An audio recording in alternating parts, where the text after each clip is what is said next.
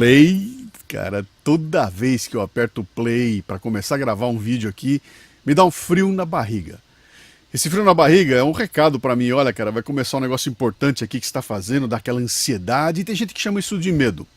Eu quero tratar disso no programa de hoje. Meu nome é Luciano Pires, esse aqui é o Café Brasil Premium e hoje eu vou tratar de medo. Todo ser vivo é programado para ter medo como uma resposta instintiva a potenciais perigos. E isso vem de longe, cara. Vem lá da época das cavernas, quando os seres humanos morriam de medo dos predadores. Toda hora tinha um predador à espreita e se você bobeasse, você ia ser devorado. Então, o medo nos ajuda a nos manter vivo. Era um medo que não deixava que eles descessem das árvores no momento que tivesse o predador por perto. Era um medo que deixava todo mundo antenado. E o medo pode ser muito bom. O medo não é necessariamente ruim. Mas tem gente que só consegue enxergar o medo como uma coisa ruim. Diante do medo, a reação é correr de volta para sua zona de conforto. E quando a gente não sabe o caminho, a gente segue quem diz que sabe. O medo, então, ele é tratado como uma emoção negativa, desagradável, causada pela reação a uma ameaça. Mas não é assim não, viu? O medo pode ser muito bom, desde que você saiba trabalhá-lo a seu favor. E eu vou mostrar quando é que o medo pode ser tratado como uma coisa boa. Olha só. Primeiro, o medo nos alerta para as ameaças. Coisas que não são familiares podem ser perigosas e assim, sempre que a gente está num território que não é familiar a nós, o medo mantém a gente alerta. O medo é um sinal de que estamos aprendendo. Sempre que você estiver experimentando algo novo e estiver crescendo, você vai sentir algum tipo de medo. É o medo que mantém a gente em alerta enquanto estamos aprendendo. O medo ensina o que é importante. Você entendeu? Ninguém tem medo daquilo que não importa. Então o medo é bom para indicar para nós aquilo que é importante. O medo mantém a atenção criativa. É essa atenção criativa que mantém a nossa mente focada no problema, mesmo enquanto a gente está dormindo. Até que de repente, a solução aparece como se fosse mágica. O medo é bom nesse momento, quando ele mantém a gente numa tensão criativa. Eu tenho que arrumar uma saída e começo a ser criativo e imaginar um jeito de resolver o problema. Se o medo é bom e o medo é importante e todo mundo tem, como é que eu lido com o medo? Existem algumas formas diferentes de medo. A primeira delas é o medo da extinção, o medo de morrer. O segundo medo é o medo da mutilação, o medo de danificar ou perder uma parte do corpo, um membro ou um órgão. Terceiro medo, o medo de perder a autonomia, o medo de ficar imobilizado, paralisado, restrito, aprisionado ou controlado pelas circunstâncias. O outro medo é o medo da separação, medo do abandono, da rejeição, da perda do respeito e do valor. E por fim, o medo da morte do ego. É o medo da humilhação, da vergonha ou de qualquer outro mecanismo que ameace a integridade do seu eu. Os especialistas dizem que esses 5 medos englobam todos os medos que experimentamos em nossas vidas. O medo de altura é medo de morrer. Medo de falar em público é o medo da morte do ego. Medo do dentista, cara, é o medo da mutilação. Medo de avião é o medo da mutilação ou da extinção. Medo de pedir aumento para o chefe é o medo da separação. E assim vai. Eu não acho que exista alguma fórmula garantida para você vencer o medo, mas eu vou contar para você como é que eu faço aqui quando eu vou me deparar com uma situação de medo. Eu ajo da seguinte maneira.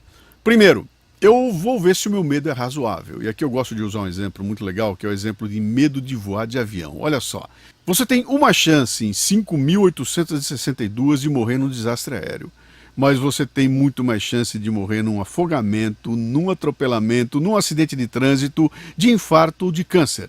No entanto, você dirige seu automóvel, você atravessa a rua, você nada na piscina todo dia e não tem medo de fazer essas coisas. E a chance de morrer nessas coisas é muito maior do que voar de avião. Portanto, fica a pergunta, vem cá, é racional ter medo de voar de avião? Segundo ponto, onde é que eu estou me metendo, hein? Vou abraçar uma situação nova, vou ser colocado diante de um momento de escolher alguma coisa diferente, alguma coisa nova. O que eu tenho que fazer é estudar essa coisa. Terceiro ponto, quais são os cenários possíveis? É aquele momento em que você fantasia sobre o que é que vai acontecer no momento em que você estiver nessa situação de medo. E o quarto ponto, quais são as consequências possíveis? Isso aqui, de novo, é outro exercício onde a gente considera o seguinte: o que pode acontecer? Qual pode ser o resultado da minha atuação nessa situação de medo? E aí tem outro ponto interessante, que é aquela diferença entre medo e covardia. Quer dizer, o que o medo é? O medo é uma coisa boa, o medo nos ajuda, o medo nos mantém vivo, o medo é uma injeção de adrenalina, ele é muito bom. Quem tem medo não é necessariamente um covarde. Quem usa o medo a seu favor não é covarde. Quem deixa de fazer alguma coisa porque tem medo, talvez tenha deixado porque examinou a situação, racionalizou e entendeu que aquilo ia muito mais do que a sua capacidade. Covardia é aquele momento em que eu fico amarrado. O covarde é aquele que nem se dá a chance de chegar numa situação de risco. Ele para antes disso. Tem um termo que eu gosto de usar, que é mais legal do que covarde, que é o cagaço. O cagão é aquele que fica sentado no seu lugar, ele não faz, ele não deixa fazer, ele não se permite nem mesmo chegar numa situação de risco. Eu tenho um material legal sobre o cagaço, eu vou anunciar um pouco mais tarde aqui. Muito bem, finalmente aqui, ó. A coragem não é não ter medo. Coragem é a capacidade de agir apesar do medo. Quem não tem medo é estúpido, cara. O cara que não tem medo, ele atravessa a rua sem olhar para os lados, ele pula do quarto andar. O medo nos mantém vivos. A questão não é se você tem medo ou não. A questão é a tua capacidade de agir apesar do medo. Para terminar aqui, eu vou deixar uma frase, aliás, é uma isca intelectual legal de ninguém menos que o Keith Richards, o guitarrista dos Rolling Stones, que disse assim, ó: se você não tiver medo, você acaba pulando pela janela. Isso aqui é só um vídeo, mas eu escrevi um material legal que eu acho que vai ajudar muito a quem quiser se aprofundar um pouco nessa questão do medo. Eu fiz um e-book em PDF chamado O Ensaio sobre o Cagaço.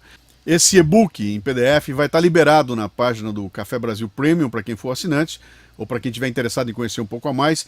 E ele tem várias páginas, nele eu consigo descer um pouco mais em minúcias, para quem quer entender como é que funciona essa situação do medo.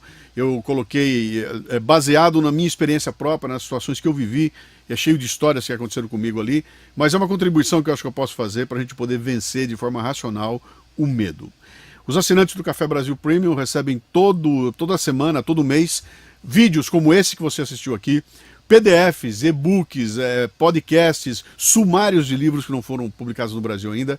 É um projeto muito legal que prevê montar uma comunidade de gente interessada em crescer pessoal e profissionalmente. Sem frescura, sem guru dando aula, a minha ideia com o Café Brasil Premium é compartilhar com as pessoas as coisas que eu tenho descoberto. E o que eu quero fazer é exatamente isso. Olha aqui, olha que coisa legal eu descobri. Vem compartilhar comigo. Esse é o Café Brasil Premium. Aqui embaixo tem instruções a respeito da inscrição, ou se você quiser conhecer um pouquinho mais, dá um mergulho lá, visita a página do Café Brasil Premium e as informações estão lá. A minha ideia aqui é praticar com você o fitness intelectual, para deixar isso aqui, ó, o cérebro tanquinho. Obrigado e até o próximo vídeo.